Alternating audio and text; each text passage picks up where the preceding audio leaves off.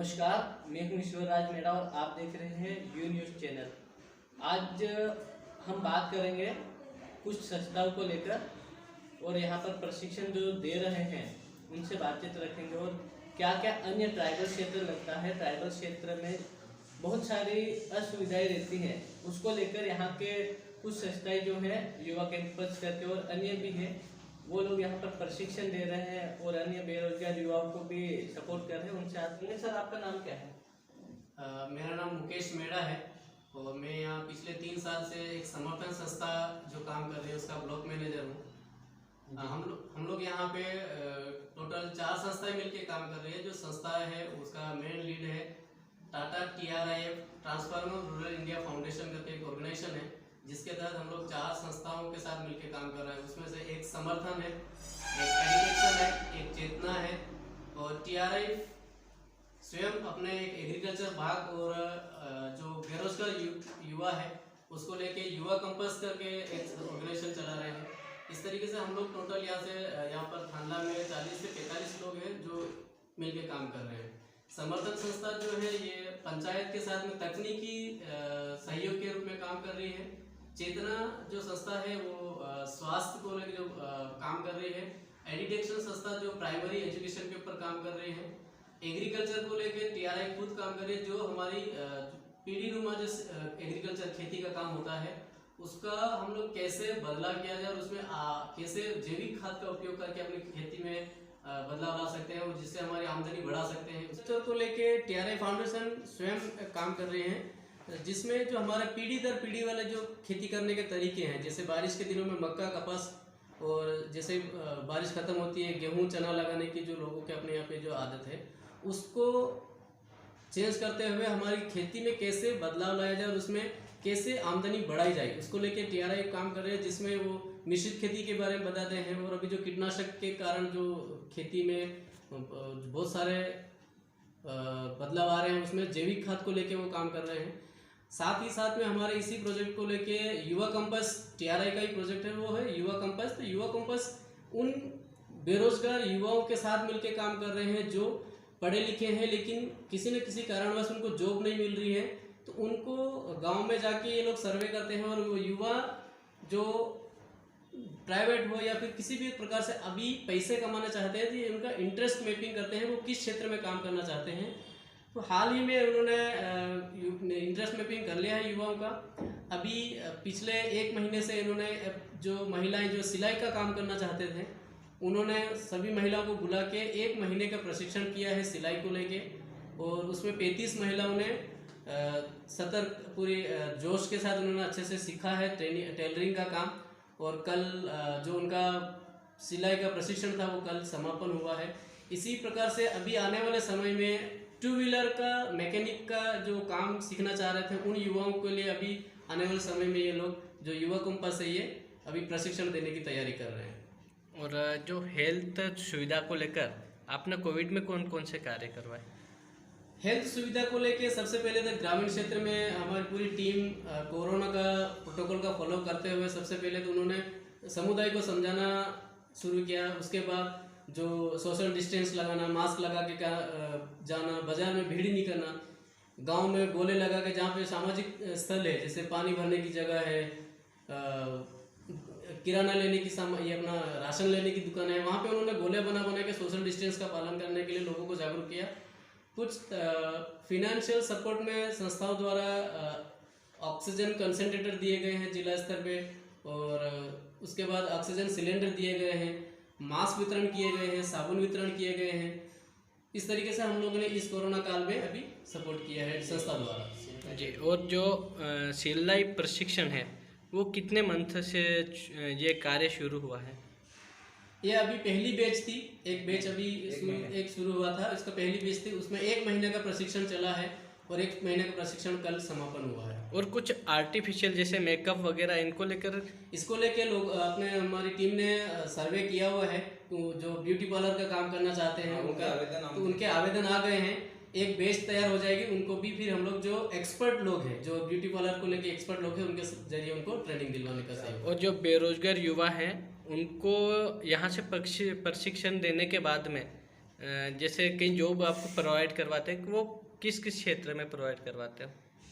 हम लोग जो है युवाओं को जो इंटरेस्ट रहता है मैकेनिकल या फिर इस तरीके से, तो जो जो कंपनियां हैं, जैसे आप पिथनपुर की बात करते हैं, पिथनपुर में जो मोटर कार का काम चल रहा है, तो वहाँ पे अगर कोई युवा जाना चाहता है, हम लोग वहाँ के टीम को हमारे युवाओं का लिस्ट भेज देते हैं और वो फिर यहाँ के इंटरव्यू देते हैं। उनके जो HR पॉलिसीज वगैरह रहती है उसके अकॉर्डिंग वो इंटरेस्ट के अनुसार उनका सिलेक्शन करते हैं और उसके बाद उनका चयन करते हैं। और जो आयुष्मान कार्ड को लेकर पिछले कुछ महीनों में बहुत कार्य चला है, तो उसमें आपका क्या सहयोग रहा? सहयोग सरकारी योजनाओं के साथ हमारा ये सहयोग रहता है कि सरकार के साथ मिलके काम कर रहे हैं, तो हम लोग क्या करते हैं, जो गांव ग्रामीण क्षेत्र में लोग हैं उनके साथ वर्क होम टू होम जाके उनसे संपर्क करते हैं और उनको पास जाके पूछते हैं भाई आपके आयुष्मान कार्ड बने हैं, जिनका नहीं बना है उनका पूरा लिस्ट बना के फिर जो CSC बनाते हैं उनको वहाँ पे गांव स्तर पे ले जाके एक शिविर का आयोजन करवा के हम लोगों ने उनका जो आयुष्मान कार्ड बनाने का जो सहयोग किया है।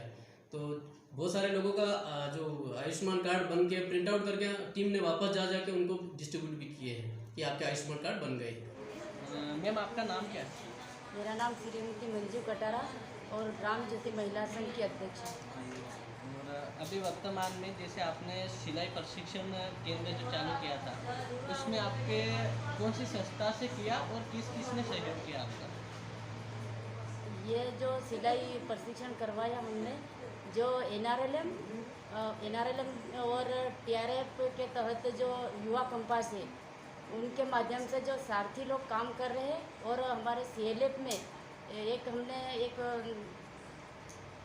हमने एक ऐसा एजेंडा रखा था जो महिला कार्य, जैसे कि खेत का काम, खेती बाड़ी का काम तो कर ही रही है, पर उनके साथ जैसे कि उनकी लड़कियां या फिर उनकी बहू वगैरह कोई पढ़ी लिखी हो तो हम उनके माध्यम से कुछ मतलब कर सकते हैं। तो महिलाओं का एक ये आया कि मतलब जो हम सिलाई कर सकते हैं, एक उनकी तरफ से एक प्रस्ताव आया कि हम सिलाई कर सकते हैं। फिर हमने एक ऐसा सोचा कि जो सारथी लोग काम कर रहे हैं उनके माध्यम से जो ग्राम संगठन की मीटिंग लेने के लिए जा रहे थे, तो उनके माध्यम से जो फॉर्म वगैरह भरवाए गए और 35 का बैच हमने तैयार करा, जिसके बाद RCT से हमने ट्रेनिंग दिलाई। और उसके बाद जो युवाओं ने जो प्रशिक्षण लिया है, जो ट्रेनिंग ली है, वो ट्रेनिंग के बाद में उसको आगे कौन सी और प्रोत्साहित करोगे? मतलब अपना खुद का उद्योग खोलेंगे या फिर अन्य कोई चीज़ करेंगे? जैसे कि जो लड़कियां 35 लड़कियां ने सीखी है सिलाई, वो जैसे कि कुछ लड़कियां बोल रही है कि जैसे कि हम स्वयं का धंधा मतलब दुकान खोलेंगे सिलाई बाज़ार में, और कोई महिला ऐसे बोल रही है जैसे हम गांव में ही खोलेंगे तो हमारा छोटा छोटा धंधा मतलब हमारा खुद का हो जाएगा। और जैसे अभी शादियां वगैरह में लोग जाते हैं बाज़ार में, खवासा बामैना में जाते हैं, उनका किराया भी नहीं लगेगा और हमारा मतलब उनका किराया भी बचेगा और हमारा भी मतलब अच्छे से सिलाई चलेगी। और जैसे कि हमारे मास्क वगैरह भी सिलने का वो गवर्नमेंट की तरफ से आता है, और गणवेश वगैरह भी हमने अभी सिलाई सीखी है। तो ऐसे करके जो 35 लड़कियां हैं उनका तो मतलब हम NRLM के तहत और TRF की तरफ से हमारा भी सहयोग रहेगा ताकि हम भी ये सीखें, तो इनका भी जो टाइम 1 महीने का दिया, इनका भी टाइम वेस्ट नहीं होने दे, तो ताकि उनका भी दुकान चले अच्छे से। तो हमारा भी सहयोग रहेगा कि जैसे कि जो महिला है समूह से जुड़ी हुई, तो उनको हम लोन भी दिला सकेंगे। दीदी आपका नाम क्या है? मेरा नाम श्रीमती पांगू पारगी है। आपने जैसे अभी जो प्रशिक्षण संस्था थी, कौन सी संस्था है वो आपने जहाँ से प्रशिक्षण लिया? वो शबरी माता सामुदायिक प्रशिक्षण केंद्र खवासा। और आपने जहाँ से अभी सिलाई सेंटर सीखा है, जो सिलाई प्रशिक्षण लिया है, उसमें आप आगे जाकर, अब तो ये पूरा तो हो ही गया है आपका 1 मंथ का कोर्स जो था, अब आगे जाकर कौन सा क्या कार्य करोगे? अब आगे जाकर जैसे सिलाई का कार्य ट्रेनिंग तो पूरी हो गई है, पर इसको मतलब हम ऐसे ही नहीं रहने देंगे, इसको और आगे बढ़ाएंगे। अभी मतलब जैसे हम ग्रामीण क्षेत्र से आते हैं 10 से 12 किलोमीटर दूरी से, तो हमारे जो गांव के परिवार जो रहते हैं उनको यहाँ तक नहीं आने की मतलब वो रखेंगे और गांव में ही सिलाई का कार्य करने का वो एक नया उद्यम शुरू करेंगे। और वहाँ पर सिलाई का काम शुरू करके और गांव के लोगों को मतलब लाभ मतलब देंगे हाँ, और 5 से 10 रुपये मतलब कम भी रखेंगे बाजार के हिसाब से। और जो जैसे कि आप अभी सिलाई सेंटर आपने सीखा है, मशीन लेने जाओगे 10 से 15 हज़ार की आएगी। जी। तो जैसे मशीनें फिर अन्य प्रकार की भी रहती है, तुरपाई वगैरह बहुत सारी चीज़ें, बटन काज बटन करने की वगैरह। तो आप इतने पैसे कहाँ से लाओगे जो आने वाले समय में आप कोई दुकान रखोगे? जैसे कि हम अभी सिलाई वो ट्रेनिंग प्राप्त करी है तो हम एक समूह के माध्यम से मतलब समूह में जुड़े हुए हैं, तो उस समूह के माध्यम से हमको लोन की मतलब प्रोसेसिंग करके और लोन प्राप्त करेंगे, या तो ग्राम संगठन से या फिर एक हमारा संकुल स्तरीय संगठन ग्राम ज्योति महिला संघ करके है, उसमें से भी हमें मतलब वहाँ तक पहुँचने के बाद हमको लोन की व्यवस्था करवा। आप जैसे कि रन्नी से बिलोंग करते हो, रन्नी से इतने दूर से आते हो 10 किलोमीटर की दूरी में, तो वहाँ पर बहुत सारा ट्राइबल क्षेत्र लगता है, तो उन क्षेत्रों में आप किस प्रकार की सेवा देना चाहोगे?